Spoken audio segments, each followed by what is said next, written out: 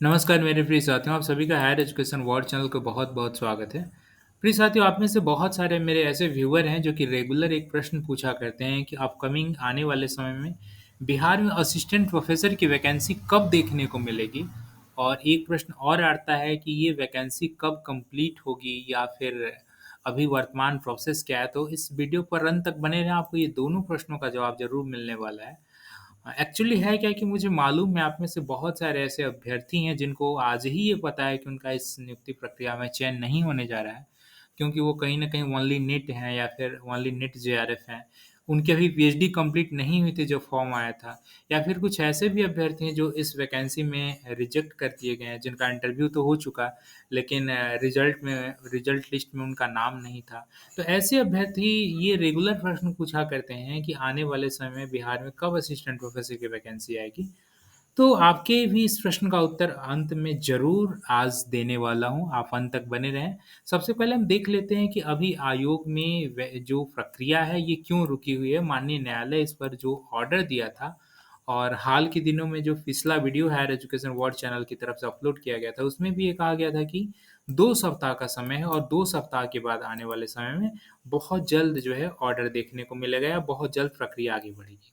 मैं एक चीज़ आपको स्पष्ट कर दूँ, जो आखिरी बार ऑर्डर आया था वो 30 अगस्त को आया था माननीय न्यायालय के द्वारा। आप देख पा रहे हैं 30/8/2023। तो 30/8/2023 को जो ऑर्डर आया था इसमें 2 सप्ताह का समय दिया गया था। इसमें 2 सप्ताह का समय दिया गया था, फिर आखिर ऐसा क्या हुआ कि 2 सप्ताह के समय कंप्लीट होने के बाद भी ये प्रक्रिया ज्यों की त्यों रुकी हुई है?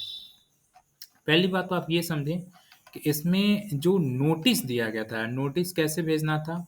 माननीय न्यायालय के थ्रू इसमें आप देख पा रहे हैं, इसमें ऑर्डिनरी सामान्य पोस्ट के द्वारा ऑर्डिनरी पोस्ट और रजिस्टर्ड कवर विथ एडी, मतलब इसमें जितने भी अभ्यर्थी हैं जिनका एलपीए फाइल हुआ है, 2 सप्ताह का समय दिया गया है, उनको ऑर्डिनरी पोस्ट या as well as registered cover के थ्रू भेजा गया है नोटिस, ओके? और इनको 2 सप्ताह में इनको अपना इसके नोटिस के रिगार्डिंग अपना जवाब रिप्लाई फ़ाइल करना था। आप जितने भी एलपीए देखेंगे सब में यहीं पर यही चीज़ मेंशन है कि ordinary post as well as covered registered cover with AD, ठीक है? और सभी को 2-2 सप्ताह का समय दिया गया था। ये 2 सप्ताह प्रिय साथियों, अगर हम 30 अगस्त से जोड़ते हैं तो ये लगभग 14 सितंबर तक ये 2 सप्ताह की अवधि कंप्लीट हो जाती है। लेकिन अभी भी माननीय न्यायालय के द्वारा अगर आप माननीय हाई कोर्ट के वेबसाइट पे आते हैं तो यहाँ पर अभी भी ऐसा कोई डेट इश्यू नहीं हुआ। आप देख पा रहे हैं, हम उसी केस पर आ चुके हैं जिसमें कि 30 अगस्त को हियरिंग हुई थी। ये लास्ट एक्शन डेट आप देख पा रहे हैं, 30 अगस्त यहाँ पे ऑलरेडी मेंशन है। और इसमें देखते हैं कि क्या डेट आया है, तो जी नहीं, आप देख पा रहे हैं 30 अगस्त के बाद यहाँ पर कोई डेट ही नहीं आया है। तो आखिर ऐसा क्या है कि ये डेट नहीं आया है? प्रिय साथियों, मैंने पिछले वीडियो में ये कहा था कि चूँकि 2 सप्ताह का समय हो गया है, तो एक सामान्य नज़रिए से सामान्य एनालिसिस के तहत बोला था कि ये 14-15 सितंबर के बाद कभी भी ये डेट देखने को मिल सकता है। लेकिन आज मैं बहुत शॉक्ड हुआ जब बहुत सारे एलपीए जिनको आया है और एलपीए जिनका जिनका रिप्लाई आया है, जिनको नोटिस इश्यू किया गया है, उनमें से बहुत सारे अभ्यर्थियों से मैंने बात किया तो ये पता चला कि उनको तो कोई किसी प्रकार का भी ऑर्डिनरी पोस्ट रजिस्टर्ड कवर के थ्रू कोई भी इस तरह का नोटिस अभी मिला ही नहीं है। तो बड़े आश्चर्य की बात है कि इतने लंबे अवधि बीत जाने के बाद भी अभी माननीय न्यायालय के द्वारा जो नोटिस इश्यू किया गया, जो कि 2 सप्ताह में भेज देना था, अब वो अभी नोटिस अभ्यर्थियों को मिला ही नहीं है। मैं ऐसे कम से कम 5-6 अभ्यर्थियों से बात किया जिनको एलपीए नंबर यहाँ पर लगा हुआ है। और उन सभी अभ्यर्थियों से बात करके यही आउटपुट मिला कि अभी उनको नोटिस ही नहीं मिला हुआ है। तो जब नोटिस नहीं मिला हुआ है तो वो अपना रिप्लाई भी फाइल अभी तक माननीय न्यायालय में नहीं किए हैं। तो आप समझ गए होंगे कि इसमें देर क्यों हो रही है? देर इसलिए हो रही है क्योंकि नोटिस इश्यू कहीं न कहीं नहीं हुआ है। अभी उन तक नोटिस नहीं पहुँचा है, तो इसलिए वो अपना रिप्लाई फाइल नहीं कर रहे हैं। तो चलिए आने वाले समय हम इंतज़ार करते हैं कि कब इन तक नोटिस पहुँचता है और कब ये अपना रिप्लाई फाइल करते हैं। अब इसमें किसकी गलती क्या है? माननीय न्यायालय की गलती क्या है? वहाँ पे बैठे हुए क्लर्क की गलती क्या है? अभ्यर्थी की गलती क्या है कि अभ्यर्थी नोटिस का इंतज़ार कर ही क्यों रहे हैं? वो जाकर के रिप्लाई फाइल क्यों नहीं कर दे रहे हैं? किसकी गलती है, क्या है, यह कहना थोड़ा दुर्हतम होगा, लेकिन हम चलिए अगले खबर की ओर बढ़ते हैं कि आने वाले समय में कब वैकेंसी नज़र आ रही है बिहार में। आप ये अभी हाल के दिनों की खबर है, ये 4-5 दिनों के पहले की खबर है। मुझे उम्मीद है कि आप इस खबर से अवगत होंगे, लेकिन इस खबर की गहराई से एनालिसिस करना मुझे लगता है कि हायर एजुकेशन वर्ल्ड चैनल की नैतिकता बनती है।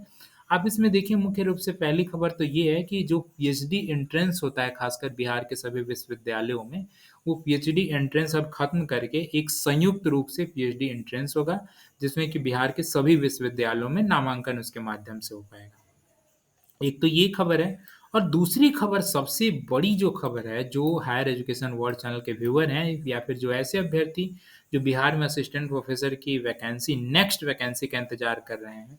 खैर अभी ये वैकेंसी कंप्लीट हुई ही नहीं, नेक्स्ट की क्या बात करें, लेकिन फिर भी जो असफल हो चुके हैं या फिर जिनको इस वैकेंसी में कोई चांसेस जिनका नहीं है और बिहार की नेक्स्ट वैकेंसी का इंतजार कर रहे हैं, तो उनके लिए देखिए अच्छी खबर ये है कि यहाँ पे देखिए आपको क्या लिखा हुआ है कि नेट की तर्ज पर बेट शुरू करने पर भी बनी सहमति। इसका तात्पर्य ये है कि जिस तरह से नेट नेशनल एलिजिबिलिटी टेस्ट होता है, अखिल भारत में आप पात्रता परीक्षा है अखिल भारत स्तर की, जिसके माध्यम से आप असिस्टेंट प्रोफेसर के अभ्यर्थी के लिए एलिजिबल हो जाते हैं। ठीक इसी तरह हर कई राज्यों द्वारा स्टेट एलिजिबिलिटी टेस्ट होती है। जैसे कि राजस्थान में के रीट होती है, राजस्थान एलिजिबिलिटी टेस्ट, और झारखंड में भी पहले हुआ करती थी, बिहार में भी पहले हुआ करती थी, बहुत पहले हुई थी, लेकिन हाल के दिनों में ये बेट अब बंद हो गया था। खासकर ये बेट की परीक्षा होती कब है? अमूमन तब होती है जब वैकेंसी आने वाली होती है।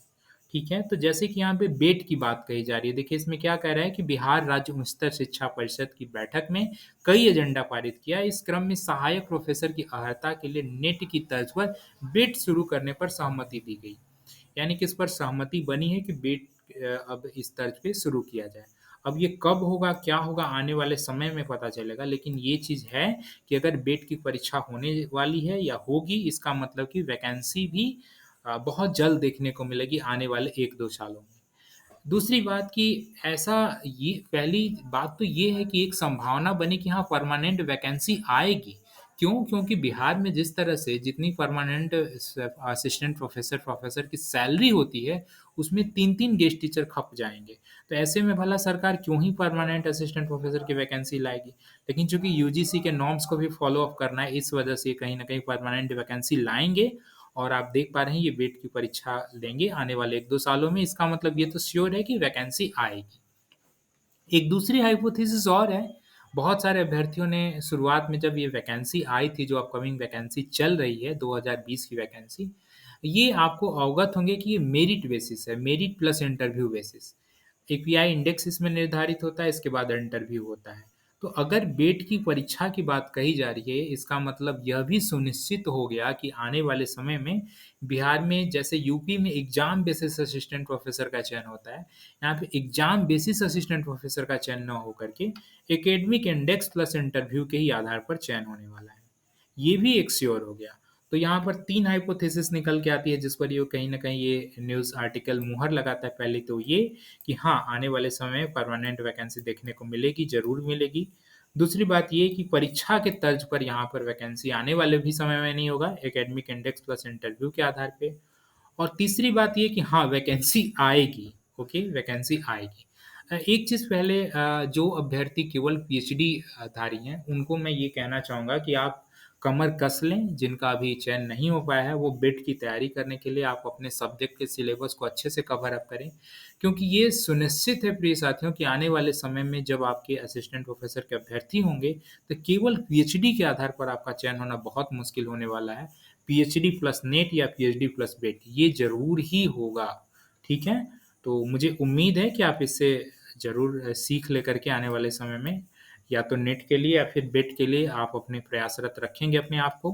हायर एजुकेशन वर्ल्ड चैनल पे अंत तक बने रहें, इसके लिए बहुत-बहुत धन्यवाद। उम्मीद है कि आने वाले समय में ऐसे ही हायर एजुकेशन वर्ल्ड आपका जीवन साथी नहीं लेकिन करियर साथी बन कर के ज़रूर सहयोग करेगा। तो इस करियर साथी को आप सब्सक्राइब कर लें ताकि आने वाले समय में सभी मुख्य खबर आप तक पहुंच जाए। बेल आइकन को दबा दें ताकि सूचनाएं समय पे पहुंचे। और वीडियो पसंद आया करे तो इसे लाइक किया करें, इससे कहीं न कहीं हायर एजुकेशन वर्ल्ड चैनल का मोटिवेशन बना रहता है। और अन्य तक शेयर भी कर दिया करें। अंत तक बने रहें, इसके लिए आपका बहुत-बहुत धन्यवाद। Thank you so much.